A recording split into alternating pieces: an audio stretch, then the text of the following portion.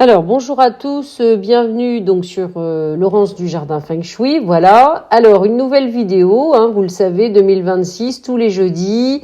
Je vous propose une vidéo plus complète, plutôt une vidéo de décodage Feng Shui, voilà, pour vous montrer vraiment que l'intérieur d'une maison, y compris son environnement évidemment, peuvent nous donner énormément d'informations.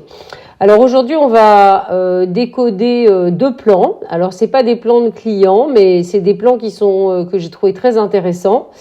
Alors on commence par ce premier plan où effectivement, comme vous pouvez le voir, l'orientation n'est pas notée. Alors ça c'est un petit déjà une petite note par rapport à l'orientation. La même maison, évidemment, dans des orientations différentes, ne voudra absolument pas dire la même chose. Voilà. Et puis pour répondre, j'ai envie de dire, à des fois des commentaires de certaines personnes ou que j'ai vu passer, la même maison, vous voyez ce que je veux dire, même là, avec la cuisine, le bureau, le salon positionné comme ça, j'ai envie de dire avec deux familles différentes, ne va pas vouloir dire la même chose. C'est tout le côté vraiment fin et subtil d'un bon décodage Feng Shui. Parce que je vous le rappelle, encore une fois, notre maison, c'est nous. On a un lien évidemment avec tout ce qui nous entoure. Tout est une question de fréquence et on n'habite jamais un endroit par hasard. Voilà, qu'on soit d'accord ou pas d'accord avec ça, peu importe, c'est la réalité. Voilà. Et ouvrir la porte de son intérieur, c'est ouvrir la porte de son inconscient. C'est vraiment ouvrir une voie qui va ouvrir encore beaucoup d'autres portes derrière. En tout cas, moi, c'est mon chemin depuis plus de 20 ans. Alors, quand on regarde, je vous rappelle que la première chose qu'on va faire quand on veut décoder un plan, c'est placer le fameux bagua sur le plan. Alors, je le rappelle également parce que j'ai des fois des questions, des personnes qui me disent « Ah bah oui, mais mon plan, il est rectangulaire, mon plan, il est comme ci, il est comme ça, comment je fais ?» Eh ben, de toute façon, je le place dessus, voilà. Et là, la première remarque qu'on peut avoir, c'est que vous voyez bien qu'il y a un morceau qui dépasse en dessous, au niveau de la zone carrière force, et on voit bien que la proportion de ce qui dépasse est inférieure aux deux parties qui sont à côté. Voilà. Donc ça veut dire tout simplement que nous avons une extension d'une zone, une extension en zone carrière force, donc dans l'axe de l'être, carrière force réputation, qui est au milieu de la maison. Et donc ça, on pourrait se dire, c'est plutôt évidemment très positif. Bon, surtout qu'on arrive a priori dans une entrée dont la proportion paraît correcte, intéressante par rapport au reste de la maison. En revanche, qu'est-ce qu'on voit direct quand on arrive dans le hall? Et ben en fait, on tombe sur, on voit bien que la cage d'escalier est quasiment au centre de la maison. Donc ça veut dire que l'air de rien, quand on rentre, donc l'entrée, je vous l'ai dit, est dans la zone force carrière. Mais c'est considéré comme une zone réputation. Vous savez bien, l'entrée est vraiment travaillée comme une zone réputation. Bon, donc jusqu'à présent c'était positif, mais on voit bien que on se heurte à un mur et surtout à la cage d'escalier. Alors là, le réflexe immédiat devrait être vraiment de travailler ce mur qui cache en fait la cage d'escalier. Voilà, on peut faire un petit mur végétal, voilà, ou toute dynamique qui va vraiment dynamiser la réputation. Voilà. Le problème, c'est que cette cage d'escalier est vraiment au centre. Et le centre, c'est essentiel. Le centre, c'est le cœur du système. C'est comme nous. C'est exactement pareil. Ça veut dire que tout respire à partir du centre et tout passe par le centre et c'est le centre qui va activer toutes les zones autour. Ça veut dire que si le centre est mort, c'est le fameux Tao, et ben ça veut dire que toutes les zones autour sont mortes et n'ont pas de vie et donc n'ont pas de vitalité, n'ont pas d'énergie. Et donc en gros, même si vous avez, donc c'est pour ça que j'ai évidemment choisi ce plan pour vous expliquer cette problématique, même si vous avez des zones complètes, soi-disant hyper dynamisées, etc., j'ai envie de vous dire, ça va pas servir à grand chose parce que le centre, en fait, tue le reste. Voilà, c'est Le Tao au centre est une donnée extrêmement importante de comment elle est. Hein. C'est-à-dire, il y a une pièce sombre, il y a du feu, il y a voilà tous les éléments qu'il va y avoir. Voilà. Donc ça veut dire que cette cage d'escalier, en plus on voit bien que c'est fermé. Hein. Voilà, il y a une porte, c'est-à-dire qu'il faut ouvrir la porte, prendre l'escalier pour monter à l'étage. Il y a quelque chose qui montre que, évidemment, il y a quelque chose qui est fermé, qui est verrouillé, qui est dans une instabilité, puisque l'escalier, ça monte, ça descend. Donc c'est une problématique. Donc ça veut dire qu'évidemment, deuxième point fort de ce plan, il faudra absolument dynamiser cette cage d'escalier pour ouvrir le Tao et probablement peut-être enlever la porte qui monte à l'escalier. Ça veut dire aussi qu'il va falloir faire très attention au Tao dans chacune des pièces, hein, puisque vous savez bien, en Feng Shui, on va analyser un plan général et puis on va dynamiser en général, hein, toujours en gardant en mémoire le plan général, on va dynamiser dans chaque sous-bagua, voilà, donc dans chaque pièce. Donc là, il va falloir faire attention que le Tao soit libéré quand même dans la plupart des pièces, hein, parce que évidemment, pour contrebalancer, c'est toujours une question d'équilibre. Hein. De toute façon, il n'y a rien de parfait, il n'y a rien de linéaire, il y a juste une information qui est importante à récupérer par rapport à soi. Et puis en fonction de ça, eh bien, on essaye d'ajuster pour rééquilibrer. Voilà. Donc ça, c'est quand même les deux premiers éléments qu'on peut dire déjà sur ce plan. Alors ensuite, vous voyez bien que quand on rentre dans le... Alors, avant de rentrer dans le sous-bagua, je vais continuer. On a une cuisine qui est dans l'abondance. Donc a priori, c'est plutôt aussi positif, hein, puisque la cuisine est vraiment une symbolique de vitalité. Elle est à la fois dans la famille santé et dans l'abondance. Et puis on a le bureau en connaissance, amour de soi. Donc là, c'est bon, j'ai envie de dire pour le bureau, c'est pas mal comme position. Maintenant, voilà, tout dépend de ce qu'on y fait, hein, parce que quand on est dans la connaissance, on n'est pas non plus dans une zone hyper dynamique. Donc, si on doit créer ou vraiment faire du commerce à partir de ce bureau, c'est pas non plus l'idéal. Voilà. Alors ensuite, qu'est-ce que je peux vous dire d'autre déjà sur le bagua général rapidement. Alors, je vous le rappelle, hein, qu'on analyse les zones à partir des axes, hein, c'est-à-dire que par exemple le bureau est en lien direct avec le piano de l'autre côté qui est en zone amour, de la même manière que le salon en aide extérieure est en lien direct avec la cuisine en abondance, et puis comme je disais, l'axe de l'être, on a le hall et de l'autre côté on a la table du séjour, et puis on voit bien que l'axe du temps, passé, avenir, famille et créativité enfant, et ben quelque part elle est coupée au milieu, vous voyez, avec ce gros mur noir de cette fameuse cage d'escalier. Hein. Donc on voit bien que probablement la maison va apporter un certain nombre de problématiques, comme si il n'y avait pas de lien en fait entre les zones, il n'y avait pas de lien. Voilà. Donc du coup, on peut se sentir inconsciemment perdu dans ce vide et évidemment avoir envie de le remplir par plein de choses. Donc évidemment, que ce soit des activités ou détenir je ne sais quoi, là on est j'ai envie de dire dans la problématique de l'avoir, on n'est plus dans l'être du tout parce que voilà. Donc là, ça va amener tout un tas de questionnements et un travail personnel important. Alors après, si on essaye de détailler un petit peu ce plan au niveau des pièces, vous voyez, on voit que dans le bureau, quand on rentre, le sous-bagua, en fait, l'aide extérieure et les projets est bouffé en fait par les WC. Donc les WC évidemment c'est quelque chose de négatif, hein, puisque c'est une déperdition d'énergie. Donc ça veut dire que on a dans un bureau c'est quand même compliqué. Hein, si on n'a pas d'aide extérieure, pas de relation avec l'extérieur, c'est déjà plus compliqué. Les projets aussi sont mis à mal. Donc évidemment là on se dit waouh, le bureau ça va plutôt amener un travail sur soi qu'un travail avec les autres. Vous voyez, c'est clair et net. Alors, quant au bureau, j'en parle même pas, c'est-à-dire que le bureau, il est positionné d'une manière extrêmement négative. Le phénix, on est dans l'angle, c'est-à-dire on regarde les murs, hein, y a pas de, on est face au mur et on est complètement dans le chi. Alors, on est à la fois dans le chi de la porte d'entrée du bureau et la fenêtre, mais on est évidemment en sens inverse, hein, c'est-à-dire qu'on n'a pas de tortue, pas de protection. Donc le bureau, là, c'est clairement une catastrophe. Donc évidemment, les préconisations, faut changer la place du bureau, et puis évidemment, faut travailler la dynamisation, travailler les couleurs, travailler ce qu'on va mettre partout, pour comprendre, pour on va dire aller à l'inverse de cette histoire de WC qui bloque les projets et l'aide extérieure. Voilà.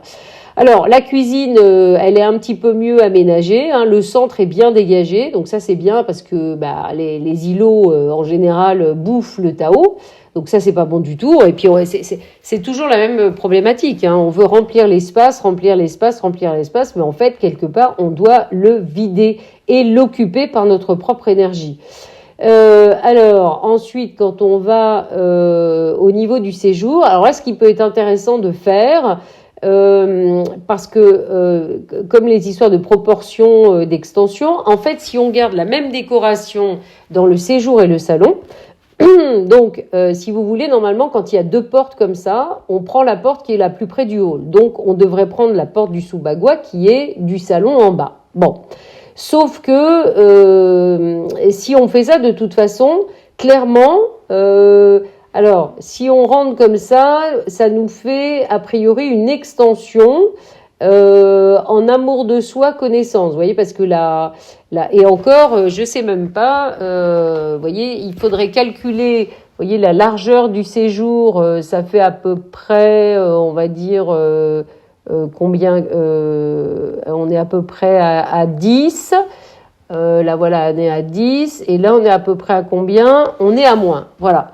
Donc, ça veut dire que là, on a plutôt... alors, attendez, que je recalcule pour pas vous dire de bêtises. Donc, effectivement, la partie, en fait, en dessous du séjour, en fait, qui comprend le hall et l'escalier, est moins importante que l'autre côté. Donc, si vous voulez, si on garde la même déco séjour-salon, on a un manque, en fait... en aide extérieure. Donc évidemment, c'est pas bon du tout. Donc quelle serait la solution pour changer ça? Eh bien simplement changer, en fait avoir une déco différente entre le séjour et le salon. C'est-à-dire que du coup, le séjour, on a vraiment une entrée, vous voyez, par le hall, où là on a un beau rectangle, on peut bien dynamiser, et puis le salon, j'ai envie de dire, on rentre par l'autre côté, comme je vous disais, par le hall, mais pareil, on a un beau rectangle, et donc on a toutes nos zones. Donc la seule chose à faire, c'est avoir soit des murs différents, soit une couleur de mur différent, soit un sol différent. Voilà. Donc vous voyez, rien qu'avec déjà des éléments de déco, hein, je veux dire quand c'est fait en conscience, on peut déjà modifier ce qui est vraiment évidemment pas très positif dans cette maison. Alors après, évidemment, l'orientation nous aurait apporté beaucoup plus d'informations. Vous voyez, par exemple, le bureau, imaginons que le bureau où on a vu est vraiment pas dans une position très positive, et si en plus il était à l'ouest, hein, imaginons, ça veut dire que là vraiment, on voit que la plus grosse problématique, ça va être de travailler sur soi, connaissance, amour de soi. Il y a tout ce travail-là pour quelque part refaire le lien. Voilà. Alors, j'aurais aussi envie de rajouter que des fois, j'ai eu des réactions suite à des expertises. Les gens me disent « Oh là là, mais c'est catastrophique, etc. etc. » Je rappelle encore une fois qu'il n'y a pas d'idéal, que des fois quand il y a des grosses problématiques sur une maison, ça peut être un passage, voilà, et que peut-être on va être amené à bouger, à déménager quand on aura travaillé ces éléments. Mais il n'y a rien à forcer de toute façon, parce que quand c'est pas encore le moment, soit vous allez retrouver une autre maison qui aura exactement la même configuration, soit vous pourrez pas partir, vous n'arriverez pas à vendre, vous n'arriverez pas à déménager. Donc de toute façon, il ne sert à rien de fuir, c'est comme fuir qui on est, qu'est-ce qu'on porte, etc. Voilà, tout l'intérêt du Feng Shui, encore une fois, c'est de prendre de la hauteur, vous voyez, justement, et de regarder son plan et de voir qu'est-ce que ça raconte. Voilà. Alors ça, c'est pour le premier plan. Alors on va regarder un deuxième plan. Alors, ce deuxième plan, il est, je l'ai choisi parce qu'effectivement, il était très intéressant. Alors, vous voyez, en plus, c'est des plans qui sont vendus, quoi. C'est juste une catastrophe.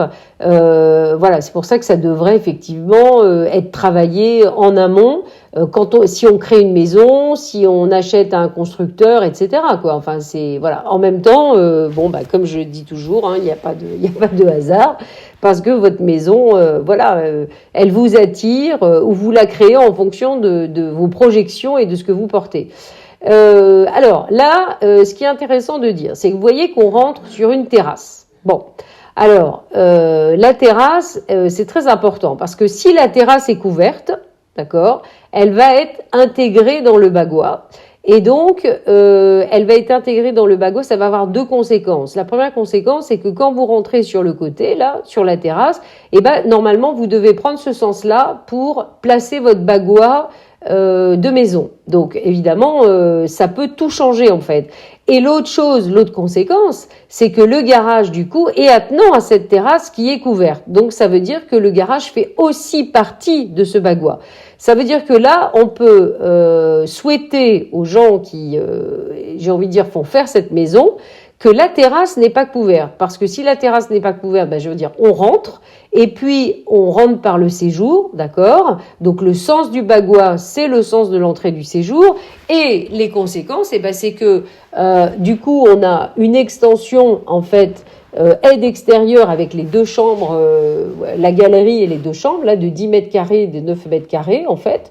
On a une extension et puis on a un grand rectangle avec la cuisine, salle d'eau et chambre. Voilà. Et le garage, du coup, ne fait pas partie du bagua. Donc ça, c'est plutôt une bonne chose puisque un garage, par définition, c'est un endroit mort, c'est un endroit où il n'y a pas d'énergie. Donc ça veut dire que la zone dans laquelle il va être, eh ben, il n'y a pas d'énergie. Donc évidemment, c'est pas génial du tout, même si ça veut dire quelque chose. Ça veut dire qu'il y a une partie de nous par rapport à cette zone qui est morte. Voilà, tout simplement. Donc ça, c'est pour l'histoire du garage. Alors, on va donc donner, on va dire, le décodage dans les deux situations.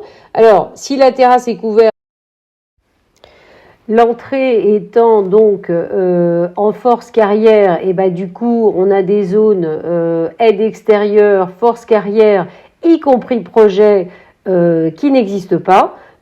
Donc évidemment, un gros manque, un gros déséquilibre pour cette maison. Alors maintenant, si on regarde évidemment l'entrée par l'autre côté, donc par le séjour, eh bien effectivement, on a une configuration complètement différente. Du coup, on peut dire, qu'est-ce qui est touché plus dans cette maison? Ben, c'est la réputation et la force et la carrière, parce qu'on a l'Ouest en force carrière, on a une réputation qui va même jusque dans le cœur de la maison, donc dans le Tao de salle d'eau et de WC, et on rentre dans le séjour, c'est-à-dire qu'il n'y a pas d'entrée, donc il n'y a pas de réputation. Donc on peut se dire, oula, il y a un souci à ce niveau-là, voilà, de l'axe de l'être. Et puis après, bon, au niveau des... alors, dans le ressenti, ce qu'on peut dire, c'est que, vous voyez, les chambres, en plus, alors, les chambres donnent quand même plein nord. Hein, on a 3 chambres, une chambre en amour, une chambre en projet, une chambre en aide extérieure. Alors, il y a une ouverture sur une terrasse qui est couverte. Vous voyez, donc là aussi, en plus, je viens de percuter que d'un côté, c'était marqué non couvert. C'est-à-dire que vous savez, je fais dans l'instantané. Hein, j'ai pris un plan, voilà. Et donc effectivement, on voit bien que la terrasse n'est pas couverte, mais c'était quand même intéressant que je vous explique quelles étaient les conséquences si elle avait été couverte. Et du côté nord, on a une terrasse couverte. Donc ça veut dire que les cœurs de zone d'amour, de projet et d'aide extérieure sont sur la terrasse. Ça veut dire qu'ils existent, mais ils sont à l'extérieur. Donc évidemment, là on voit bien que dans cette maison, on manque vraiment d'énergie, d'espace, vous voyez, il y a vraiment quelque chose qui manque, quoi. Hein. Puisque voilà, ces cœurs de zone sont sur la terrasse. Il y a un problème sur l'axe de l'aide, de réputation. De ce qu'on ressent, on sent que on va chercher de l'énergie dans la cuisine et le séjour. Vous voyez, en plus au niveau des orientations, voilà, on a plus de soleil, on a plus de voilà. Donc ça veut dire que cette maison va peut-être être tournée, les gens vont être plus tournés sur le côté, sur la famille, vous voyez, sur se retrouver en famille. Mais j'ai envie de dire, il y a un vide intersidéral sur l'axe réputation et l'amour et les projets. Vous voyez, c'est vraiment voilà. Donc quelque part, peut-être que on se réfugie dans un petit cocon familial, mais que les relations avec l'extérieur sont extrêmement limitées puisque on a quand même les projets plein nord avec des grosses ouvertures. Donc le nord, voilà, le nord. c'est rigoureux, il n'y a jamais le soleil, évidemment c'est peut-être bien pour, si vous voulez, j'ai envie de dire des chambres, mais ça reste vraiment monacal, donc ça veut dire que là aussi, il va falloir amener dans la dynamisation des couleurs, une dynamisation plus chaude, plus dynamique, pour amener de l'énergie dans ces chambres. Voilà.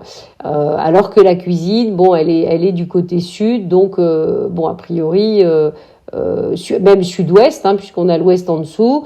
Comme je dis, hein, le sud-ouest, c'est une orientation, rien ne bouge, c'est plutôt chaleureux. Vous voyez, c'est le cocon.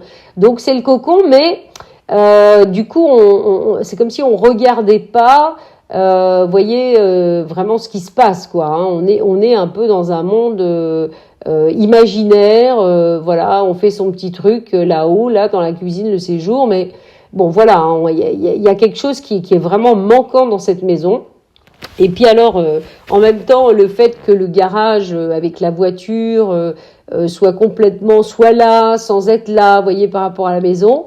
Ouais, j'ai l'impression qu'on est à côté de la plaque un petit peu dans cette maison. On est voilà. Donc pour moi, il y a une énorme prise de conscience qui doit être. Par exemple, si je faisais l'expertise de cette maison, bon, évidemment, j'ai pas l'intérieur, j'ai rien du tout, mais selon les gens, pour moi, faudrait genre vraiment les réveiller, quoi, leur dire, attendez, là, voilà, où vous êtes, comment vous vivez, il y a un moment donné, il est temps d'ouvrir les vannes et de vous reconnecter finalement avec le monde, en fait. Hein. Vous n'êtes pas tout seul au milieu de nulle part, voilà. Donc, écoutez, voilà pour aujourd'hui. Voilà, c'est le décodage. Je pense que le jeudi, je vais vraiment me concentrer sur des expertises. Alors, grande nouveauté 2026, hein, vous le savez, j'essaye de vous partager des petits conseils Feng Shui tous les jours, Instagram et Facebook.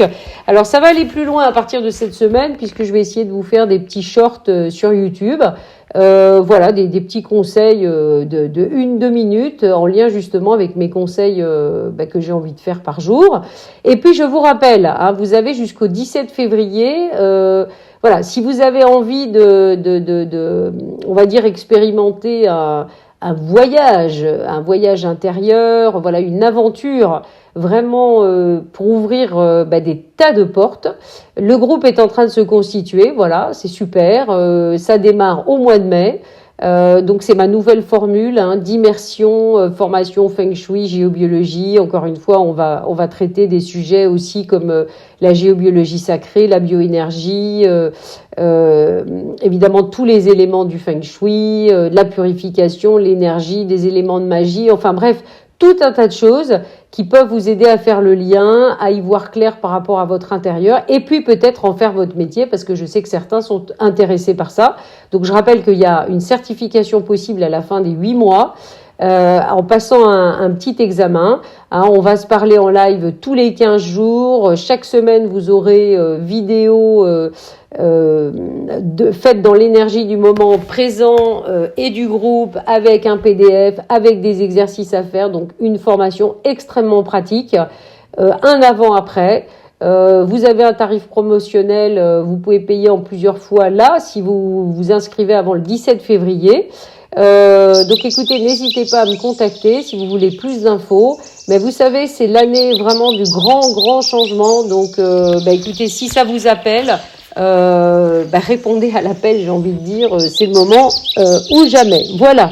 Allez, je vous souhaite écoutez une belle fin de journée et je vous dis à jeudi prochain et puis chaque jour pour mes petits conseils.